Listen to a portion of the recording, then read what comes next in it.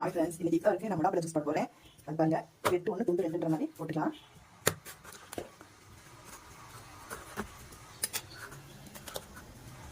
இதனுடைய விதைகள்லாம் எடுத்துக்கலாம். அப்படியே இதோட விதையில எடுத்தாச்சு. நான் இப்போ வந்து எல்லாம் அப்படியே எடுப்பாங்க. நான் வந்து தோல் வந்து சீவி தான் வந்து நான் ஜூஸ் போட போகிறேன். கட் பண்ணி வச்சுக்கலாம். கட் பண்ணிக்கலாம். கட் பண்ணிட்டு ரெண்டு தோல் சீவிக்கலாம். இப்படி தோல் சீவி நம்ம செய்யும்போது ஜாஸ்தி வந்து வேஸ்ட்டு போகாதுங்க. இப்படி பண்ணிக்கலாம்.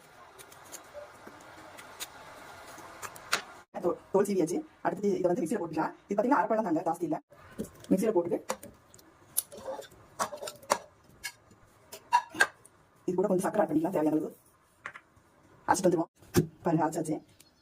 முக்கியமான குறிப்பு என்னன்னு கேட்டீங்க, தண்ணி ஊற்றி அரைச்சக்கூடாதுங்க. இதே தண்ணி விட்டு அப்படியே அரைச்சிக்கணும். வந்தாச்சுங்க. டேஸ்ட்டுக்கு ஒரு பிஞ்சு சால்ட்டு, காய்ச்சி ஆற வச்சு பால் ஊற்றிக்கலாம். இப்படி எடுத்து வச்சுட்டாங்க. ஐஸ்கிரீம் வேணா போட்டுக்கலாம், இல்லாட்டி நீங்கள் அவாய்ட் பண்ணிக்கலாம். அவ்வளோதான், முலாம்பழ ஜூஸ்